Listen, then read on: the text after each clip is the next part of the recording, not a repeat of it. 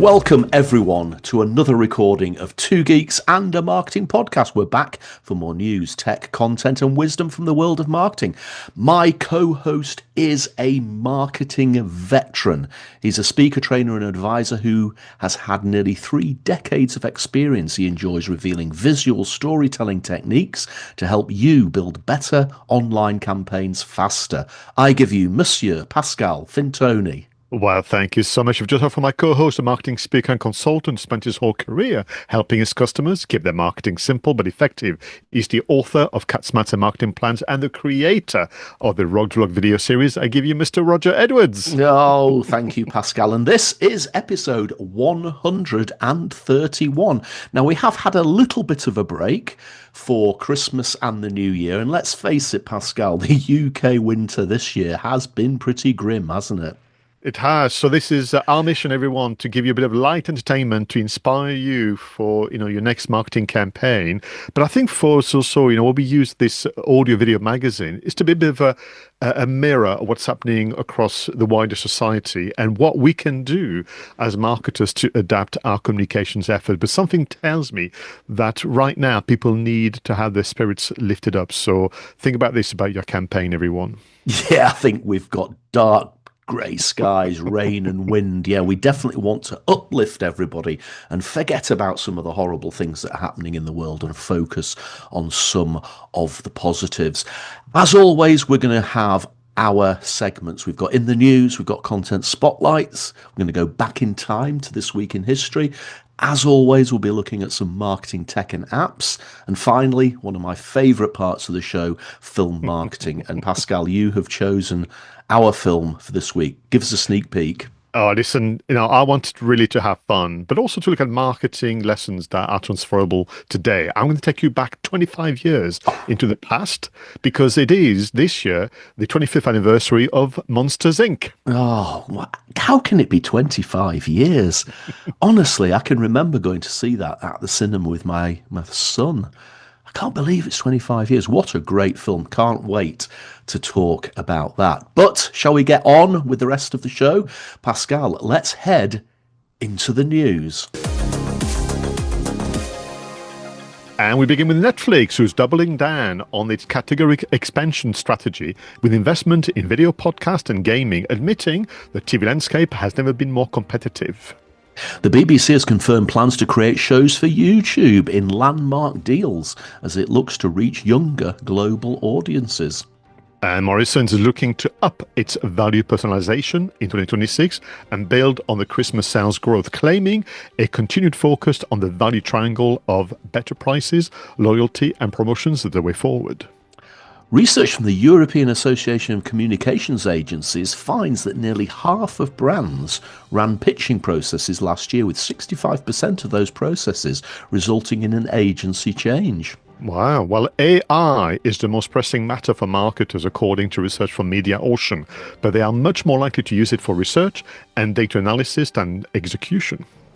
UK consumer confidence has risen slightly after the Christmas trading period, but 2026 marks 10 years since the last positive score, while the Consumer Confidence Barometer powered by NIM shows a slight improvement in January with an overall index score up 1 point to -16. It remains firmly in negative territory. Oh my goodness. Well, KFC is launching a new drinks range to expand its appeal beyond chicken and tap into Gen Z consumer trends called Quench by KFC. I've seen this on TV. It's a specialty drinks featuring boba teas, iced coffees, milkshake and flavored lemonades. Pascal, did you just say Gen Z then? Did I hear you say Gen Z? I did. It's not Gen Z, it's Gen Z. We're not American just yet, are Fair we? enough. Confusing advertising kills effectiveness, according to new analysis from Kantar, which finds ads are hard to follow and they fall into the bottom 32% of all UK advertising for effectiveness. So some really interesting news stuff there, Pascal. The one I want to home in on straight away is the news that the BBC is confirming plans to create shows for YouTube. Now, it's not just creating new shows that it can put on YouTube. It's actually looking to put some of its existing shows on YouTube, like Traitors, for example, or Doctor Who, or something like that. Now, the reason I picked this is that you would think, well, it's a natural thing, isn't it? But over the last few years, certainly since the pandemic, quite a few people have been getting fed up with the BBC, and for some people allege that it's not politically independent anymore, and it's got a very right-wing bias, and some people just don't like the shows that they produce anymore, and therefore people have been stopping paying their TV license, which is a necessary thing in the United Kingdom. If you watch the BBC live television on iPlayer or any BBC channels, you have to buy a TV license. And a few people have just said, no, I'm not going to stop watching the BBC and not pay my TV license. Now, the thing is, if the BBC puts one of its shows on YouTube and you watch that show on YouTube, technically, you're going to have a TV license. So people who have decided not to pay might inadvertently find themselves breaking the law. What do you think of that?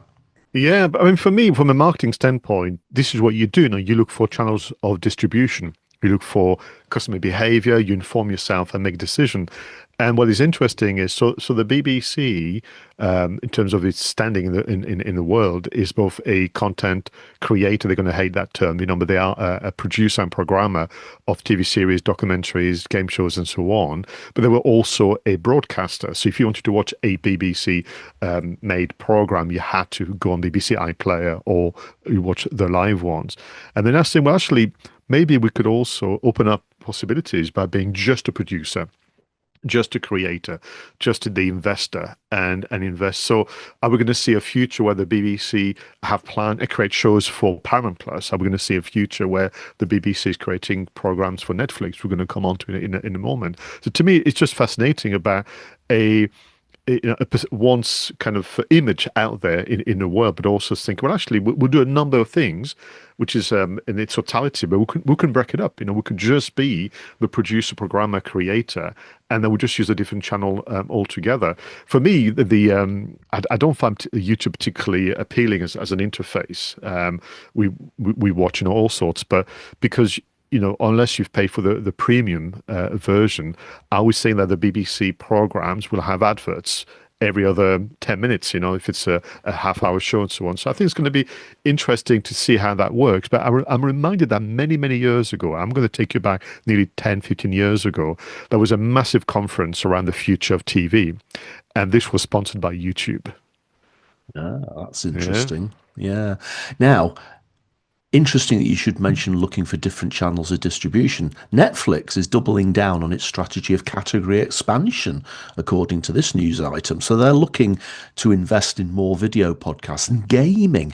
Now, at the moment, I don't really associate with Netflix with anything other than TV shows and films. Now, I do see that they have games that come up, especially on the app. If you're looking on the app, there are games, but I've never ever thought of clicking on them. But I guess it's just, as you say, it's diversification. But sometimes I always think that these channels that try to be all things to all people suddenly become very mediocre at everything rather than very good at something. I would agree. I mean, for me, diversification of distribution, I'm prepared to listen to it, and because there's an argument for it. But when you start to add more options, I've said this before, the more options you give people, the less they're going to make a decision. And I'm not sure what they mean by video podcast. I mean, they're trying to compete against Spotify and the others, and gaming. Why? So what they have tried to do, and I kind of see that the logic behind that. So they would have, for example, a very successful movie or a very successful TV series, such as Stranger Things, and then there is a related video podcast series about the making of or interviews of the actors and kind of behind the scenes stuff, almost as though you were buying that kind of Blu-ray box set. So I can see the logic if it's linked as an extension of the universe created by a particular movie or typical TV series. But video podcast just for the sake of it, or gaming just for the sake of it, to try And I can imagine they had a meeting saying, what can we do to get people to stay a bit longer on the app, as you mentioned a moment ago, Roger. I'm just not sure that's the right strategy. I No. think if you have better content, better TV series and films, that would be more appealing for the subscribers. Yeah, I mean, there's been a few times recently where I've just felt maybe there's not as much new stuff on Netflix, or maybe I should rephrase that. Maybe there's not as much new stuff that appeals to me and my wife on Netflix. And there has been a couple of occasions where I've thought maybe we'll stop paying the Netflix subscription. And I have to say that games and podcasts isn't going to influence me to stay. If they were to up the ante and create some better films and better TV shows, that is the thing that would keep me on the Netflix platform, I think. Okay, AI. I know that you've been doing a lot of AI work with your clients recently, Pascal. I was very interested in this bit of news that suggested, I'm quite comforted by this fact as well, that a lot of people are using AI mainly for research and data analysis rather than creative execution. Now, I'm still in that space where I find AI to be remarkably useful, but I still think that it has major flaws, especially in content creation. So I am not in the position at the moment where I will ask AI to write me an article for money marketing. That's the prompt. And then it creates some high level mediocre AI slop for me. I will always have a go at writing the initial draft and then ask AI to refine it or to edit it to make it simpler, better language, that sort of thing, or perhaps get it to come up with some ideas for me that I can then use to come in with a first draft. For my YouTube videos, I still take my own photographs and turn those photographs into thumbnails. Now, I know quite a lot of people have now started using AI to create their thumbnails for YouTube. And personally, I can always tell, because even though there's a likeness of the individual in the photograph, I can tell it's not really them. It's a AI produced photograph. And recently I saw an advert for a gym chain, which I should probably not mention given how embarrassing it is. But they actually had an advert where there was a lady doing a squat. So she had a barbell positioned on her shoulder like this with the two weights, and she was sort of halfway down in the squat. And if you actually looked very closely, in addition to the two legs that she had bent into the squat, she also had a third leg coming out of her bum, which obviously you don't quite notice it at first, but once you do notice it, then obviously you realize how unbelievably ridiculous it is. And again, somebody obviously didn't proofread that piece of literature properly, and that got away, and that got out there. So at the moment, maybe AI is very good for the research and data analysis that allows you to be more creative, but we're still not there in terms of giving it over completely to creative execution. What do you think? Yeah, and interestingly, that's been the journey. So I did my first, it was an experiment, I did my first half-day workshop on AI for digital marketing in the spring of 2023, very, very early days. I wasn't sure, but I went to see a client and said, would you like to be part of my experiment? And actually, it kind of worked out, but also from the get-go, I said to people, it is my conviction, it was 2023, so even more so now, that AI is a far better critical friend than it is a creating friend. Because if you think about it's the construct, if you think about the journey of AI, it's very Cartesian. It loves logic, loves well-organized information and so on. And when you want to be creative, when you want to communicate, you have to apply what I call that elegant clumsiness of the spoken word and the written word and so on. That makes it so very charming and endearing. And when you have something that is very, very precise, people tend to either not hear it or tune out, or they just become very, very suspicious. So for me, that's interesting because everybody went on the workshop and still do to learn how to ask AI to do their content, press release, LinkedIn post, article, and so on. But then when they realized that its real power is to actually get more intelligence from the marketplace in terms of audience profiles, in terms of trends, whatever, as a result to which you, the human, are given lots of little nuggets and sparks of ideas they can execute and get to the draft. So I love to see people get to a draft position, and as you would if you had the luxury of a team, ask the copy checker. Ask the boss, ask the client to check it. So you can actually invite AI to take on those personas and then give you some feedback. But my view would be, particularly if you're a marketer, if you are a photographer, if you are a filmmaker, if you're a storyteller, what would you rob yourself from the joy of creation? And what we can do, therefore, with AI is ask AI to do the boring bits, the before and the after that we don't particularly like, that's not particularly thrilling. Therefore, we have reclaimed more time for, that execution, which is what we're so good at.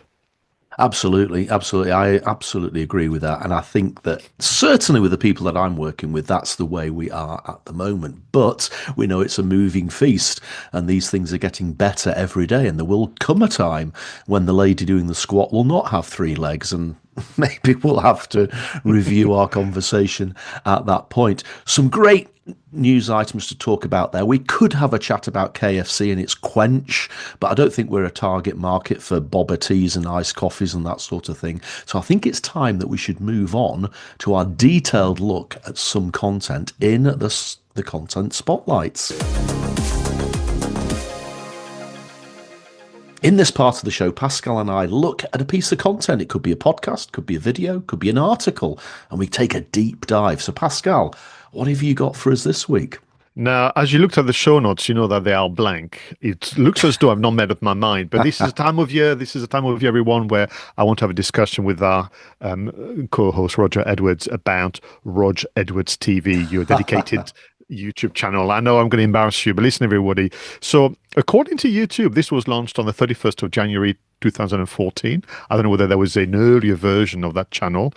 To date, and if you were there live, just between Christmas and New Year, did you do the live streaming, Roger? I did, yes. People would have seen that, this is just amazing. 14,000 subscribers, more than 300 videos on your channel, and over 1.5 million views to date.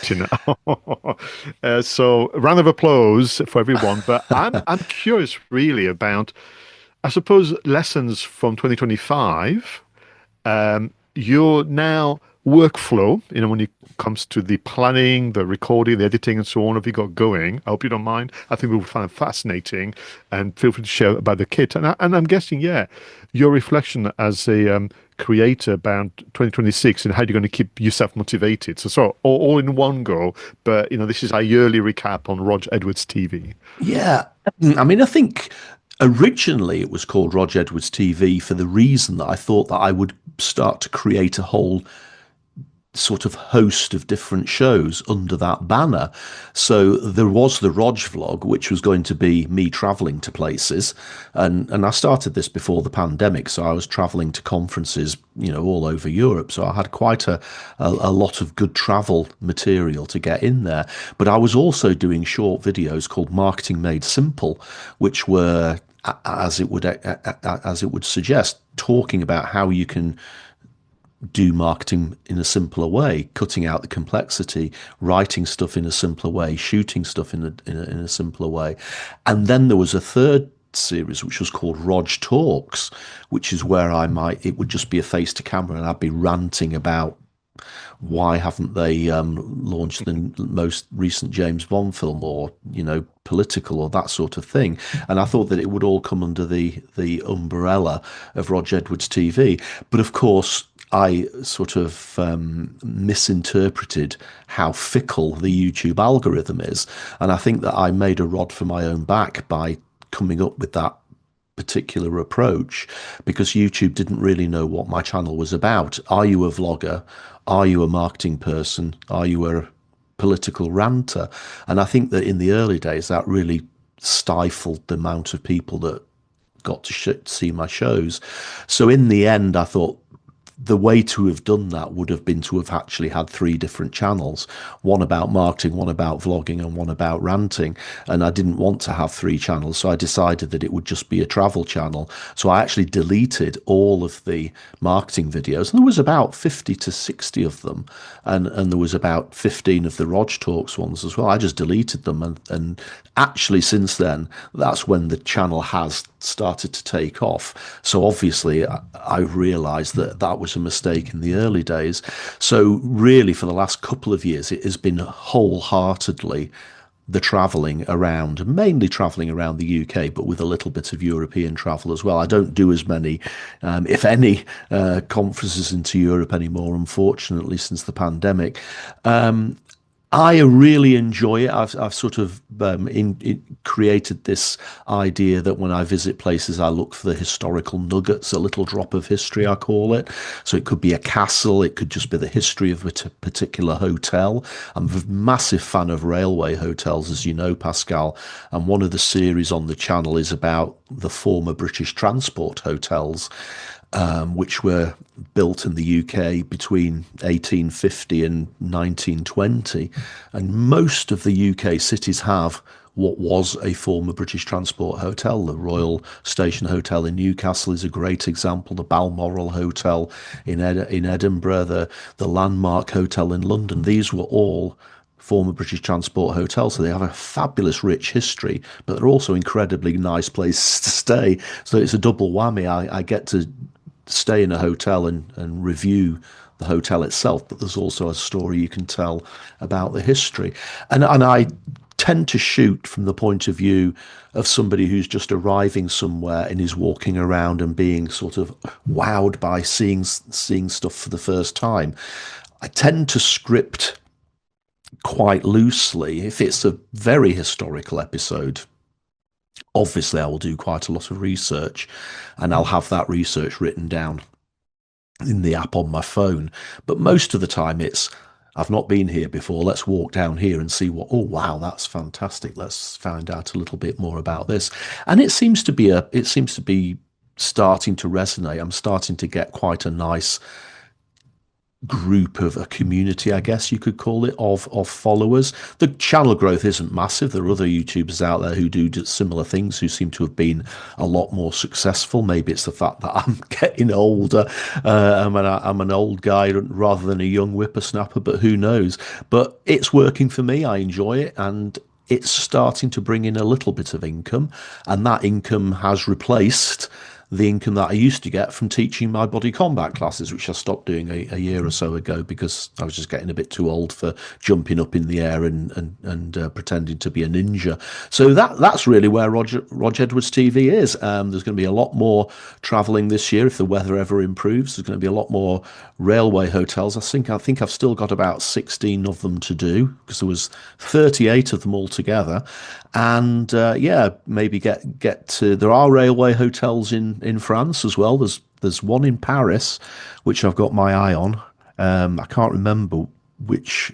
I think it's next door to the Gare du Nord. The Gare du Nord, yes, the biggest one. So I need to maybe, and that could probably be done in a couple of days. So we'll see. But yeah, all good. Thank you for asking. And you are, of course, one of my supporters. You will always send me a message on Sunday when you've watched the latest episode to give me a little bit of feedback.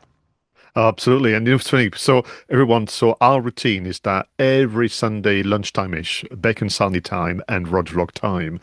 And it's interesting because I have to say, over the years, that won't surprise you, but I think for all the subject matter is not business related. I think what it's given you is a vehicle to really practice your public speaking and narration. And it's just so good. And every so often we call ourselves with my wife Denise just saying yes to the TV, even though you can't hear us. We agree with you. We kind of completely drawn in, and we always burst into laughter when we say, I'm sure Roger, I realize you cannot hear us. I wanted to kind of give you some feedback in terms of the advertising that's coming through. You mentioned that a moment ago. So I was ready to actually give YouTube a hard time, because the adverts that appear at the start, in the middle, and at the end of the Good Roger Vlog episode are nonsensical, as they don't relate to the subject matter. Mm-hmm. So in my head, I had decided that because you're traveling to a particular hotel or a destination, minimum, the advert should be travel related. It could be actually, and sometimes they are, a cruise here or a booking.com advert, but the vast majority of the advert are just kind of vague consumer products, that don't relate to what you do, including nappies and including kind of makeup, the kind of thing. So I was ready to give you really YouTube a hard time, because I think that the channel will do even better if the advert were in relation to the subject that you're talking about. It makes sense to me. Until I was corrected by our good friend Natalie M&A, because she actually co-hosted a social media workshop with me, and she did a massive kind of tutorial on advertising. And clearly, it's the advertiser's fault that the adverts showing on Rod's vlog are irrelevant and not, on theme, if you like, on subject. Because she was saying, that really what happens is people have two options. They just go, here we go, here's my budget, over to your YouTube and do your thing. Or they can spend an extra 10 minutes and spend time on audience profiling, spend time on geography, spend time on hobbies, pastime, to put together really a good profile, as a result of which their advert would be seen by the right people at the right time on the right, YouTube videos. So I think there was a lesson in there. But yeah, we always laugh, even, forgive me, I hope that's not coming across, but even when there's an advert for shampoo, I'm thinking, I'm sure Roger Edwards doesn't need to know about the advert for shampoo. So that was kind of, I was ready to give YouTube a hard time, but actually I'm going to have to give the advertisers a hard time. Be better at audience profiling. It's interesting, actually. What I am starting to get more often now is approaches by brands to do sponsored bits within the video. Right. Now, I have been extremely reluctant to actually do this. I think I've actually stood on stage many times in my career as part of my Keeping Marketing Simple speeches and said something like, if you find adverts annoying as a customer, why do you think it's nice and relevant for you to create annoying adverts as a marketer and beam them out to your customers? And I have to say that if I'm watching a YouTube video where somebody has got a sponsored bit, and they'll be wandering around the streets, and all of a sudden they'll say, oh, and I just need to take a moment to talk to you about NordVPN, and you think, oh, go away, and you just flick through it. You use the 10%, the 10-second button to zip through that bit. So I think, well, nobody's watching this stuff and everybody skips through it. So what benefit is it to the people who are sponsoring anyway? Secondly, it annoys the people that are watching your video. And if it annoys me as a viewer, why would I inflict that on my community as a creator? And the main reason I've just not accepted any of them, again, is completely irrelevant. So it would literally be me walking down the street talking about the history of a railway hotel and then saying, oh, and by the way, if you don't feel that the food you're eating is nutritious enough, how about this protein shake which has essence of carrot juice or whatever it is? And that's utterly irrelevant to a channel that is about travel and history. So why would I accept a sponsorship from a brand which is completely irrelevant? So at the moment, I'm not feeling that I will do that. Now, obviously, if somebody comes along and says, we'll give you £500,000 to put in an advert for a chairlift or something like that, maybe I would do it. But, we all have our price. But at the moment, I don't feel as if I would be doing right by my viewers to start doing sponsored content. No, absolutely. So listen, I've had a quick look at the show notes, and I apologize, we're going to get you to talk a bit more on Content Spotlight. So for people, firstly, if you've not subscribed to Rog Edwards TV, please do so. And I want to remind you when we share this on the socials. On the subject of socials, people who follow you on Instagram or on Facebook will know that once a week you share, obviously, news about food and wine. So this spotlight, I can tell, is about that passion of yours, which is food and, by extension, food marketing. Yeah, now this is really interesting, actually. I came across this actually as a result of using AI. I won't go into the background to this, but I was looking for something that came out of the recent Super Bowl. There's always that bit in the Super Bowl where people pay untold millions of dollars to play their ads, and it's probably one of the most expensive ad slots in the entire world, isn't it? And I was looking for what were the adverts that came out during the Super Bowl this year. And actually, I wasn't very enamored by any of them. But what did come out of that search was these two adverts, which have just been launched in the UK literally within the last few weeks. And I actually think these are two extremely well executed adverts. And I just thought that they needed to be showcased. Now, both of these are about food, as you've said. It's sort of tapping into, how would you explain it? It's a sort of a food vibe shift. And the first one is from Waitrose, and the campaign is called The Gastronaut. Now, I don't know whether you've had a chance to watch this advert, Pascal, but you will absolutely love this. From the point of view that it looks like a mini science fiction blockbuster feature film, and secondly, it just has a lovely storytelling element to it. And we know that you, as a film creator yourself, absolutely love the storytelling aspect of it. But basically what you've got is this huge big budget sort of sci-fi space station. Could be from a film like 2001 A Space Odyssey or Passengers or Star Wars, that sort of thing. Just absolutely epic. And you've got this astronaut inside this space station, and the computer is just telling him he's got to have his fuel, his protein. And basically every day he gets up and he squeezes a tube of concentrate into his mouth for breakfast. Later on in the day, it's time for your fuel lunch, and he squeezes another bowl of concentrate into, and you can tell that this guy, surrounded by all this fabulous technology, is absolutely craving proper food rather than these horrible concentrates that he just squeezes out of a tube into his mouth. So in the end, he gets totally fed up, and he puts his spacesuit on, gets into the shuttlecraft, launches the shuttlecraft, comes back down to Earth, goes to Waitrose and gets himself a prawn linguine. And obviously the final shot is him sat outside with his spacesuit on, but with his helmet off, eating this real food as opposed to the food concentrates. And in the background, it's got that Aerosmith song, "I Don't Want to Miss a Thing," which I might be wrong, but did they not use that in Armageddon? I think they did. So you've got that connection to big movies as well. I just thought this is just absolutely fantastic, and it's basically saying food is joyful. And I think, again, you've got this, we do live in a society now where everybody's saying you've got to eat food that's good for you, you've got to have vitamins, you've got to have less fat, blah blah blah, and a lot of these things are coming out of packets now, and this is just about good, honest to goodness food. And that combination of storytellings, combination of fabulous visuals, and the Aerosmith song just make it absolutely epic. And by the same token, the McDonald's, their campaign is called All Flavor, No Mess. It is a similar sort of vibe.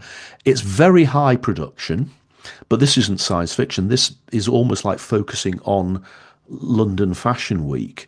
And you've got all of these really quite incredible looking fashion models, all wearing white clothes. So sometimes it's trouser suits, sometimes it's a dress, sometimes it's something a little bit more exotic, but they're all absolutely crystal clean white. And of course, then you've got this whole thing of them taking a McDonald's, and they don't want to take a bite out of the burger and splash ketchup all over themselves. So they've got these new McDonald's wraps, which are wrapped up in pita bread or whatever it is.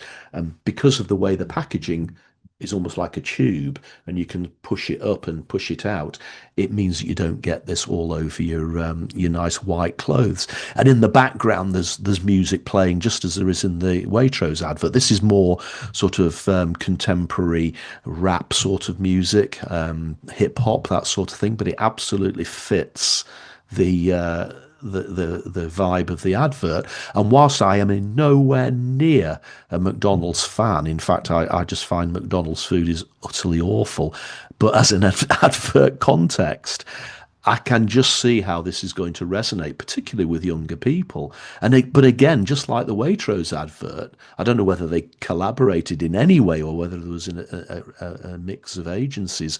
But again, it's sort of saying, some of the things you've been told about food recently, let's just forget all of that and just enjoy eating. And again, maybe it does appeal more to Gen Z or Gen Z than some, but they've splashed posters all over London. They're all over social media with this as well. So I just thought, there you go, two fabulously executed adverts, both of which use music, use incredible visuals, but also have a lovely story going through them. And what is interesting is when we did the in the news segment, we're talking about the need for marketers to pay attention to what's happening across wider society, and the need for people to have something just a bit more thoughtful presented to them. Because I think also there was a time where a lot of the adverts were dictated by the alleged rules of social media. Now, be quick, get to the point. People won't give you more than 10 seconds of their time. And they became really kind of very contrived and very salesy by nature. Whereas, advertising that worked forever. And many, many years ago, you and I have reviewed, this wonderful article about the top 100 adverts, and all had a story as the hook. And they all had memorable sounds. They had memorable, sometimes acronyms, rhymes, you name it, so these things still work. But I think for me today, people will respect a brand putting together a thoughtful advert that makes them smile, makes them think, whatever. You have to have a range of emotions to go with it.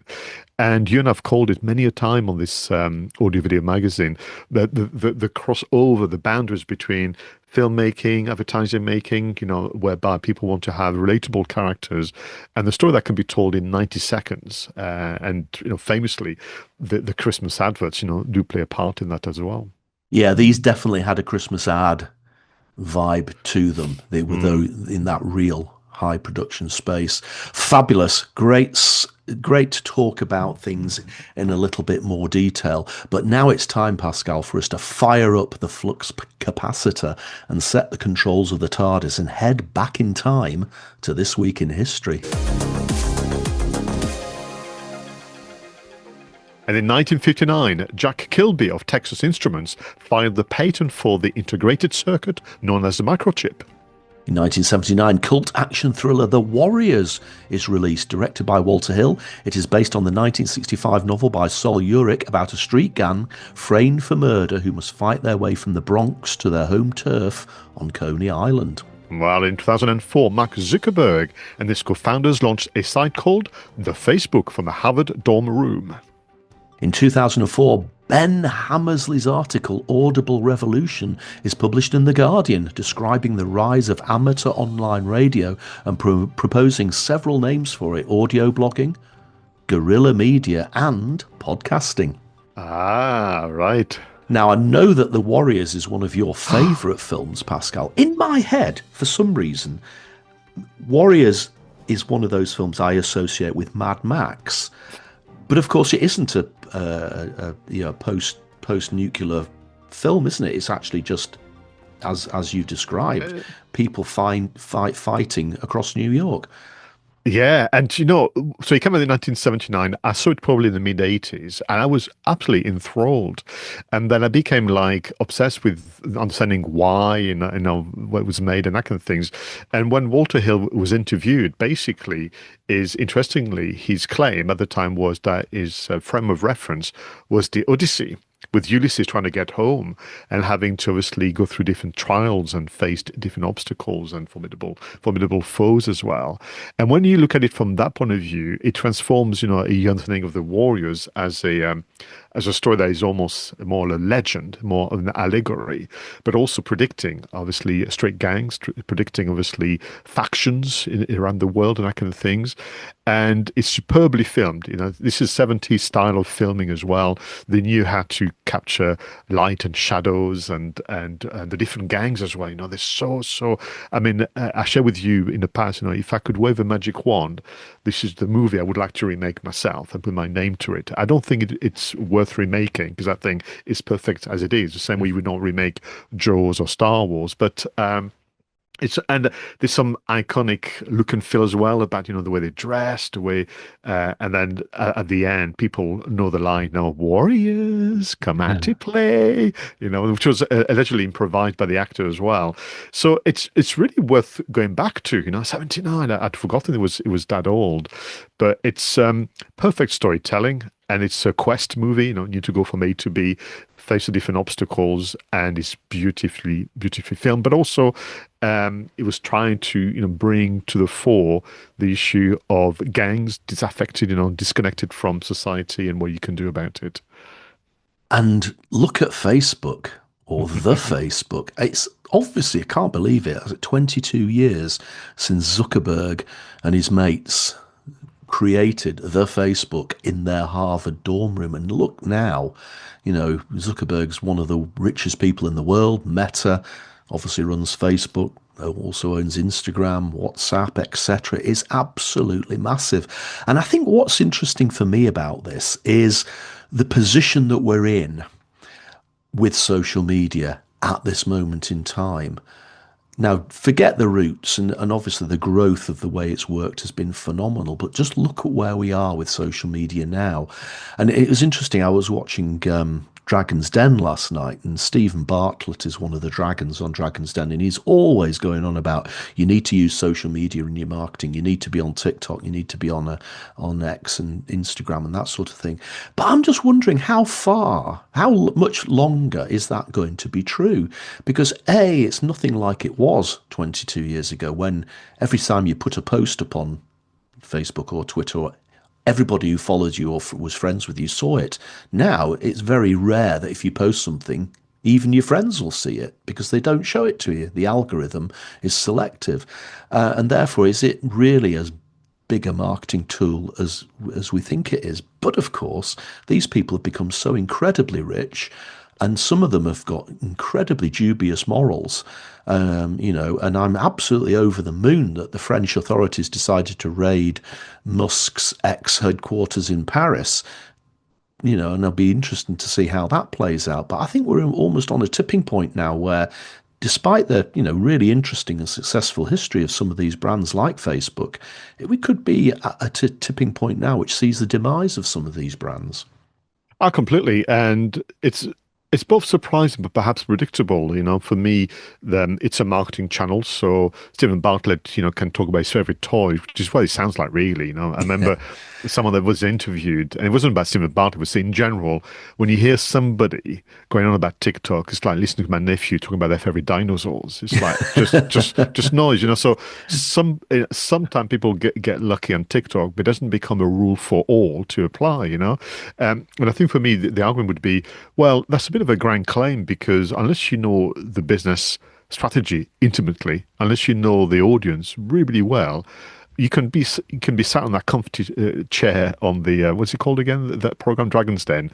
I can tell I've not watched it for a while. A comfy chair and just declare to somebody that they have to be on TikTok. I just think that's complete nonsense.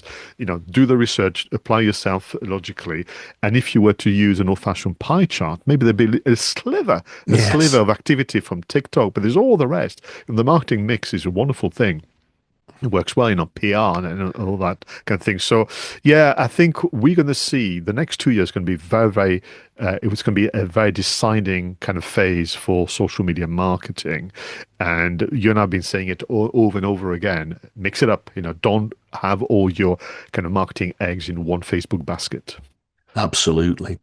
And we always like to spend some time reflecting upon the history because it's those people pioneering technology and pioneering content in the past that have created the marketing world that we live in today. But let's bring ourselves back to the present and let's move on and talk about marketing, tech and apps. All right, Pascal, I am really excited. Tell me, what technological wonders have you found for us this week? Now, listen, I actually selected those two options well before I saw your selection in the news segment. Right? In the news, everybody, we talked about AI being used by marketers for research and data analysis. And actually, I wanted to remind people that there is more to AI than ChatGPT, God forbid. And I want people to just really use this year to build a better team of marketing assistants. I want to use the term marketing fully. It's not just the bit about, content. So I want people to start to explore or go back to perplexity.ai. I know it was mentioned many, many months ago, but I wanted to kind of bring it back to the fore as a team member that as the ultimate research assistant to identify trends, to gather market intelligence, to create customer persona. You want to really gather as much information as possible. And this is really to save time on just Googling it and having to click on the blue links or whatever. So use perplexity.ai to bring the research element that will help you make good decisions on what to do next. Then, with that information, which can be very, very kind of diverse and very, very detailed, I would like you to then invite a second team member called 𝗧𝗵𝗲 by Google. Again, mentioned many months ago, but it has been improved with beyond measure, by Google Gemini. So, armed with the findings from Perplexity, where you can just upload all that research, all those PDFs, all those YouTube videos, all those podcasts, and so on, and then use 𝗧𝗵𝗲 to be your ultimate marketing ideas machine engine based on the customer, insight. And this is incredible, Roger. They have now 9 creativity tools. They have audio overviews, which is usually the kind of PR piece. They have video overviews. They have mind maps. They have reports. You can have up to 8 different types of reports to help you come up with a marketing campaign. If you want to, sometimes do a bit of learning within the organization, they have flashcards and quizzes. But the one that are really impressive are infographics. So you could have a term that I have to use at the moment. You have a plethora of data sets, and the infographic can summarize them visually, which is very, very helpful. Or you can have a literally slide deck. Think PowerPoint, Google Slides, and they can be presented in that. But one that is really powerful, I used that when I had 3 or 4 different reports on AI skills. They have also a data table feature. So literally ask 𝗧𝗵𝗲, look at all the resources I've got. Can you summarize the data element into a table so that can help me make decisions? So really, as we said in the news, let's be more mature about our use of AI. Let's build the right form of assistance. We need researchers. Perplexity.ai is good, and we need kind of summarizers, if you like, translators of that data into marketing ideas. I recommend 𝗧𝗵𝗲 by Google. Yeah, I think this is so important, and it does bear repeating, is this whole idea of using AI as your assistant to free you up to do the creative stuff, to do the research, to do the data.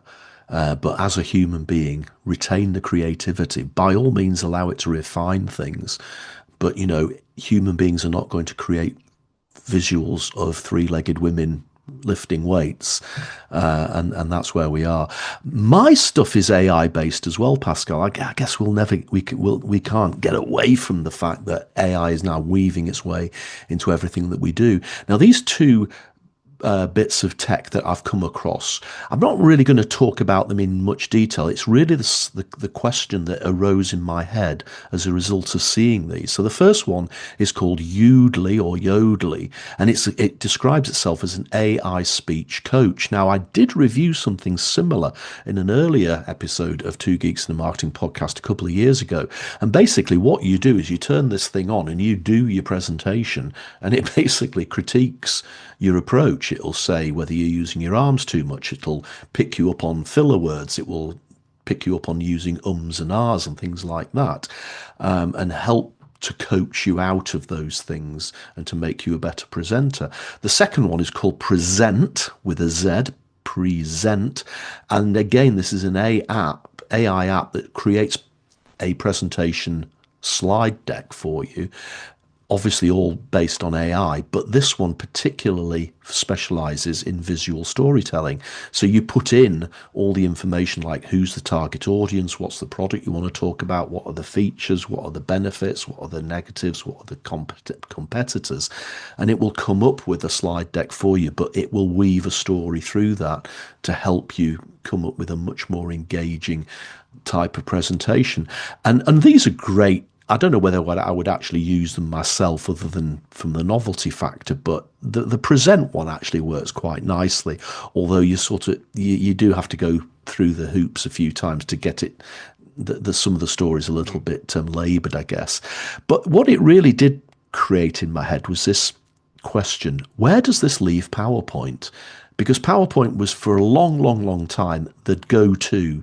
If somebody says, I want you to do me a talk on marketing made simple, the first thing most people would do is open up PowerPoint and type in marketing made simple as the heading, and then they go through creating slides. Now, of course, PowerPoint is keeping up with trends. It also has its own AI tools. It also has quite a lot of stuff in there that you can use. But where does PowerPoint now sit with all of this other stuff out there? And it's interesting. I'd had a few conversations with a few speakers that I know in the financial services industry, and obviously it's just the financial services industry I spoke to, but their take on this is that PowerPoint is still the go-to presentation platform, partially because in a regulated industry, a lot of people are very nervous of things like present, and they don't want the potential for data leakage or anything like that from unknown technology.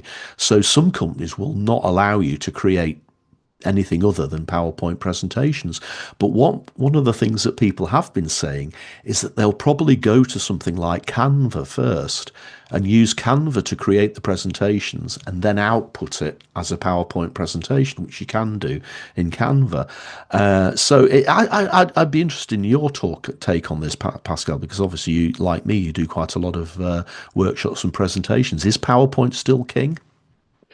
It is because of the how transferable it is. If you want to work as part of a team, or if I want to send my presentation to the event organizer, it's the language. It's the file format. I know that some presenters got caught out, by sending a PDF, but then controlling sometimes the story flow and so on. But your questions around competitiveness, and I think Microsoft is far too slow. It's not as good as Canva for some things. It's not as good as obviously Present and other versions out there. So they need to be careful, because actually Notebook LM, if you were to upload all that information, which is also secure, within that kind of folder room system, the slide deck that you get back, to use the US term, is extraordinary. Within moments, particularly for internal comms, I would argue, it's just brilliant, and you would make a few tweaks there, here and there. So I think if you're not careful, Microsoft PowerPoint could be seen as just that tired, slow, kind of version of what people want to do now. Now, here's the thing, though. Just because you can create a presentation within 10 seconds doesn't mean that you cannot think it through properly. So you heard a moment ago, Roger said, you have to have written the outline, you have to have done some research, you have to have something to say. And what people are doing, unfortunately, if they go on platforms like Gamma, or they go on platforms like a few others I've researched, where they literally write 2 lines saying, do me a presentation on this subject, and AI will, but there's no contribution from the other humans. So it's a presentation. It looks all right, although I will say to people out there, I've sat through quite a few pitches when I was working at the university, and they all use Gamma, and it was very, very evident, because there's only 1 or 2 templates at the moment. But more importantly, when we were asking questions about the presentation, the people couldn't answer with confidence, because they're not connected with their own creation, because it was just too quick. So they wrote 3-4 lines of text as a prompt. Gamma, kind of blurted out, a presentation, and they didn't spend enough time to commit to the story and to the information, so they got caught out during the Q&A. Yeah, and that makes sense. And even with all of these tools, if you're stood on a stage or if you're doing a workshop, your personality still needs to be there. It's all very well this Udly thing, picking you up on filler words and picking you up on ums and ahs.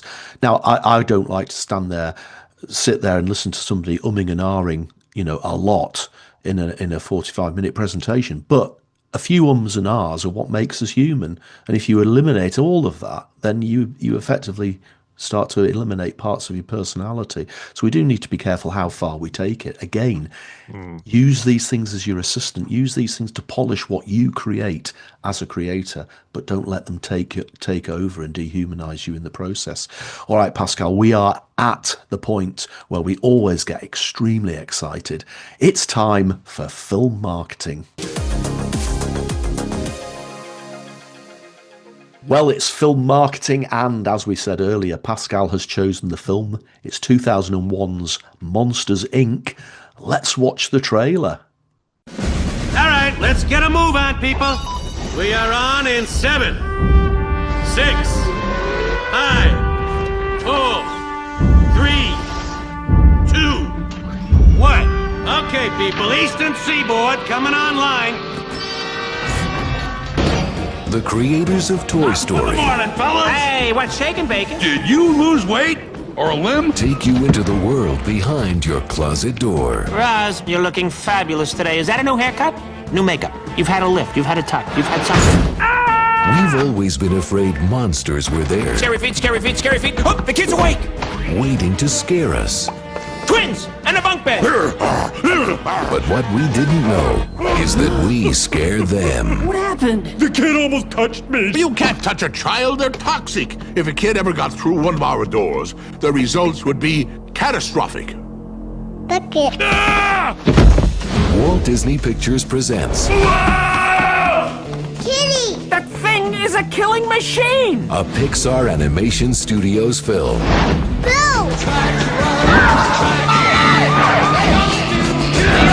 There's a kid here! A human kid! We can neither confirm nor deny the presence of a human child. Let's keep it. I always wanted a pet that could kill me! What are you doing?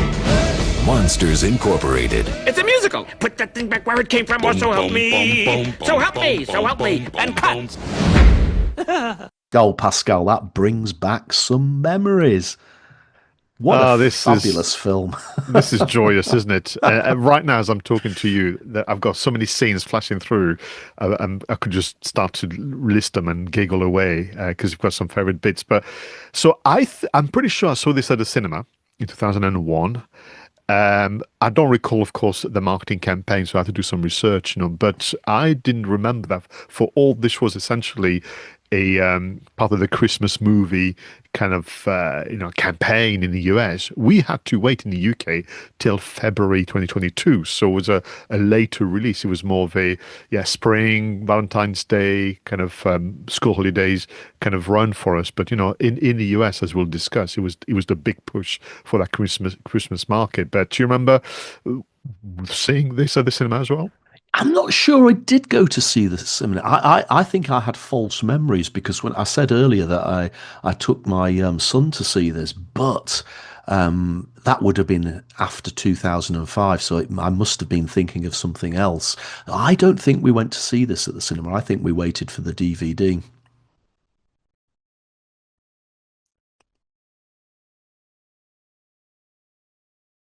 This is obviously the fourth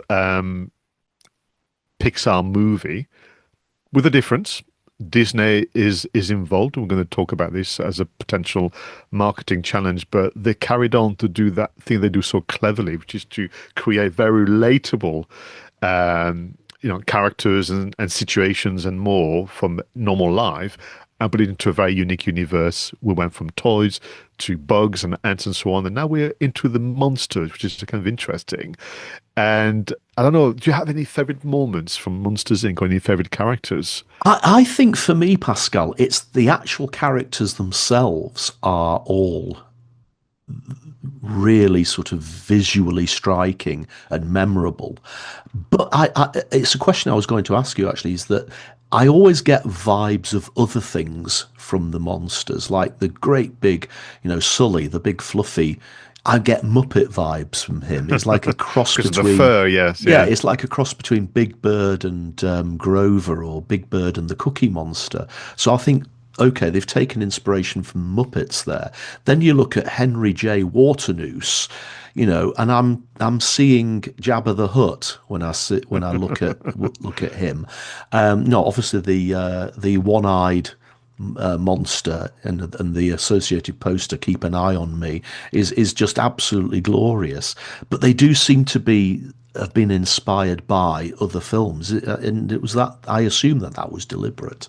Yeah, but when you think about the team behind it, they've grown up with the Muppets. Yes. They've grown up with Disney, interestingly.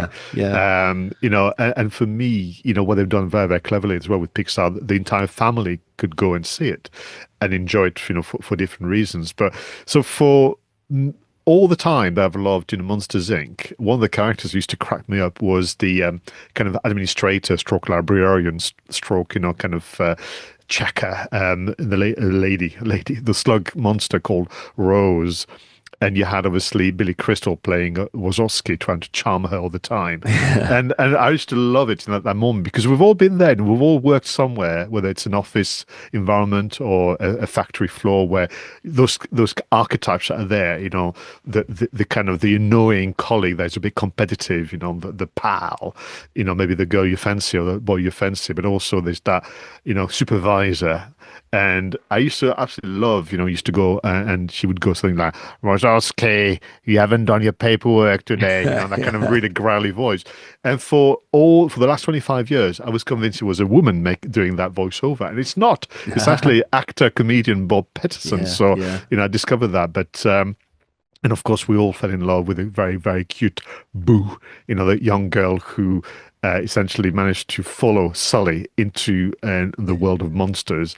And the whole kind of story goes into would Sully and Mike get Boo back into a bedroom without anybody noticing? Yeah.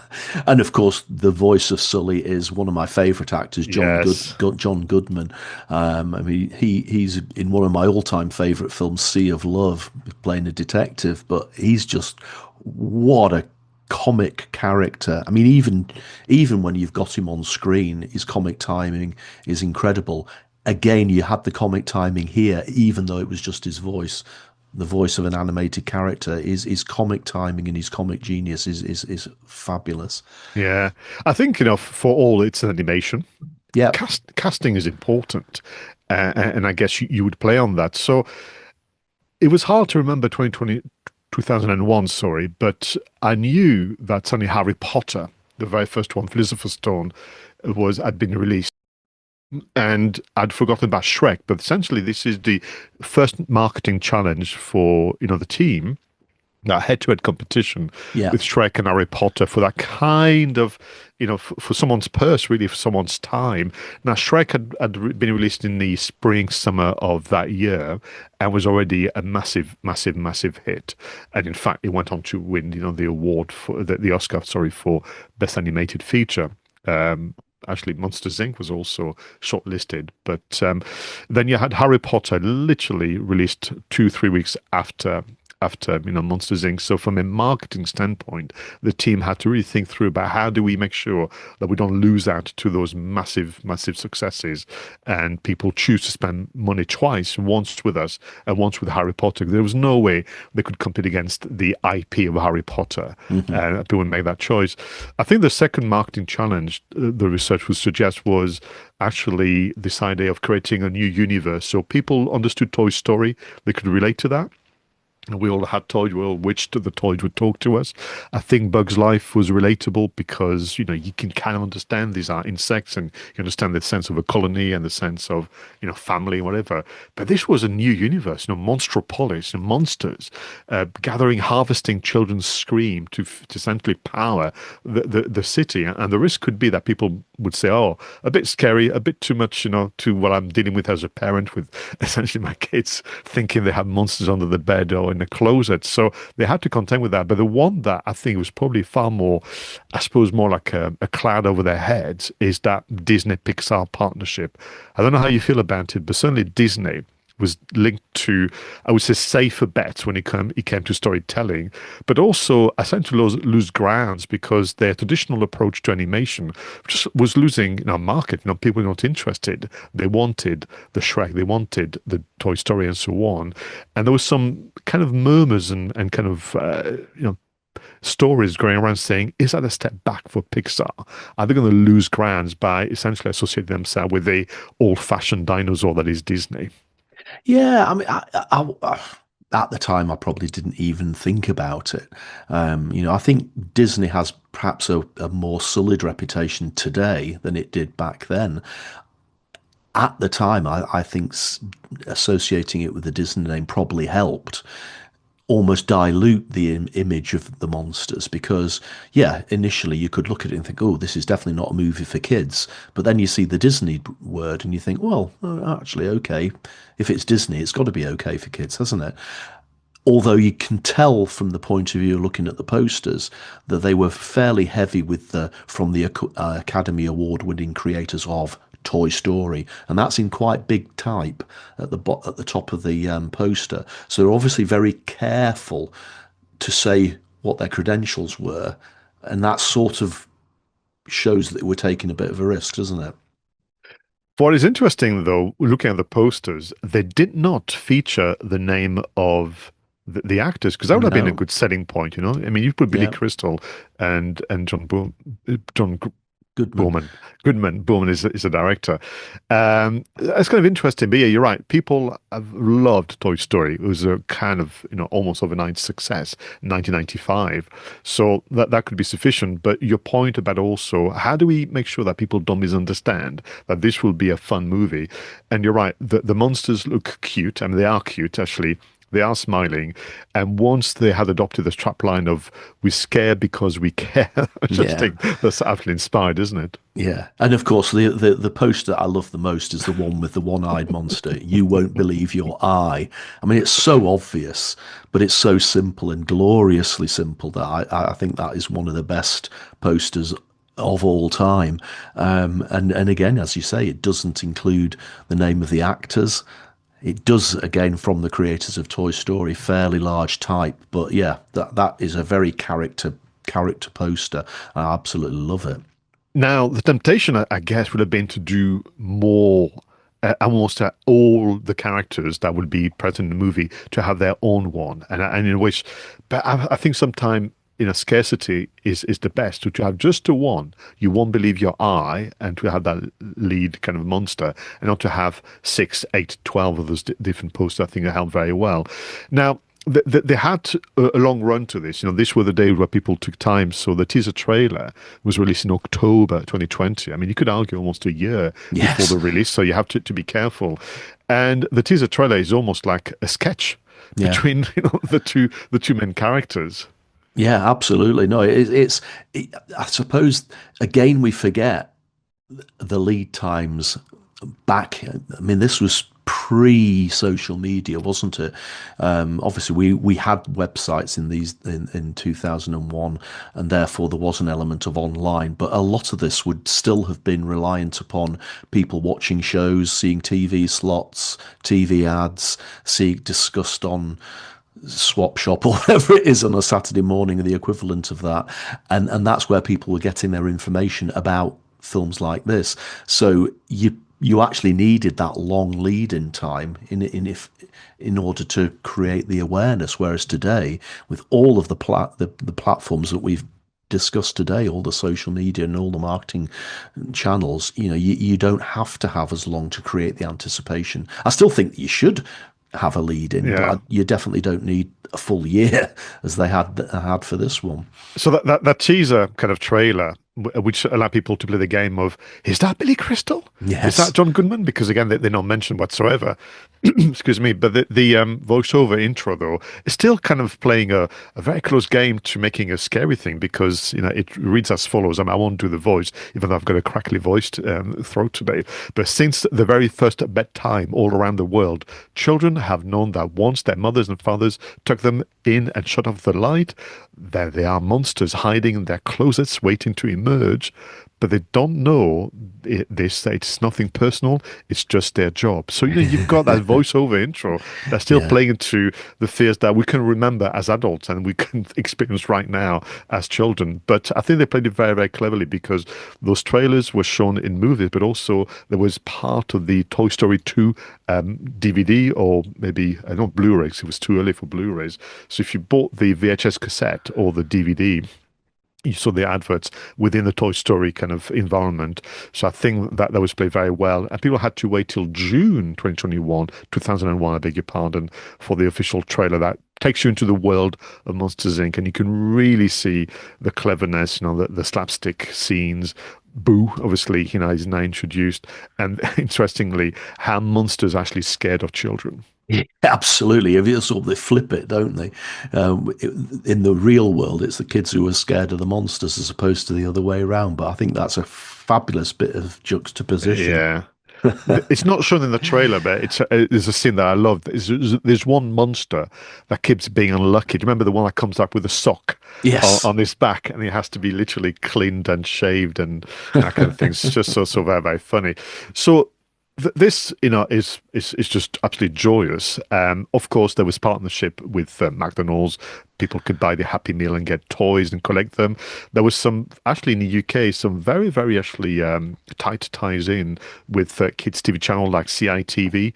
I mean, that's taking us back. Obviously, GMTV was a thing. Yeah. Nickelodeon was a thing in the UK as well. So the monsters and the concept and so on was being kind of mentioned in a very, very kind of child-friendly way. But the one thing I wanted to kind of mention as part of a very clever concept was the official Monsters Inc. website, no longer with us, sadly. Mm-hmm. I keep despairing about the lack of kind of online history. So if you go to this platform called the webdesignmuseum.org, you will find the Monsters Inc. website from 2001. And what was really nice about it was essentially Monsters Inc. is a business.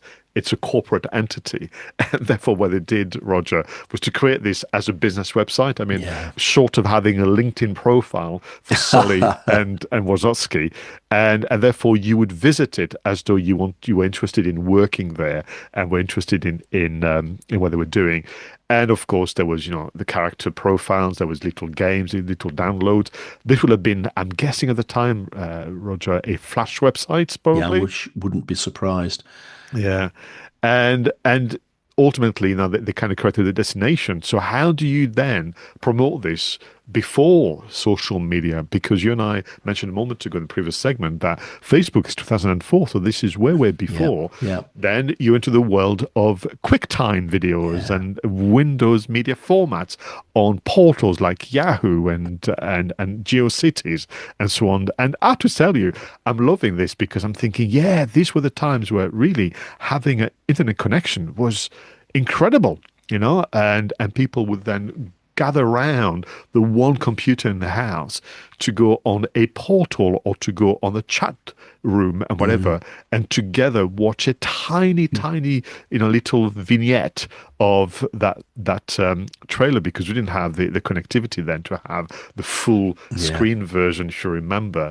And I just think that it's all part of the charm of 2001 and Monsters Inc. coming out at the time. No, absolutely. And when you look at that website, you can tell it's of its time. Look at those red buttons. Those are so early 2000 website, aren't they? You can just see those buttons. You can hear them when you put your mouse on it. It will click. Absolutely joyous. But no, I love the way that they did it as a business. I think that fits in with the story. It fits in with the feel of the film. It's a great piece of marketing, and what a shame that website isn't something that we can just go and visit and luxuriate in. So for me, the lesson is that there were some real marketing challenges, not insurmountable, far from it, but they were part of the consideration when approaching, the poster design, the trailers, what they did as well. A bit of trivia for you, but I did not know this, but in the US, so they had obviously a great run, for their November release, just before obviously Harry Potter, but that actually people missed it. So it was re-released a second time, and to give people a reason to go back a second or third time, they added more outtakes at the end of the movie, so they were able to add value. Some people, you may have seen it, a few months ago. If you go back, not only are you going to enjoy the story again, because this was way before you could expect the DVD or the online to appear within months. You could wait sometime years. Do you remember when we had to wait 6 months for the DVD to come out of a movie? I know. So they did a version 2, if you will, with more outtakes at the end of the movie, which is something that is now almost expected, isn't it? Pascal, that was an inspired choice for a movie. Monsters, Inc. What a film. Probably going to have to watch that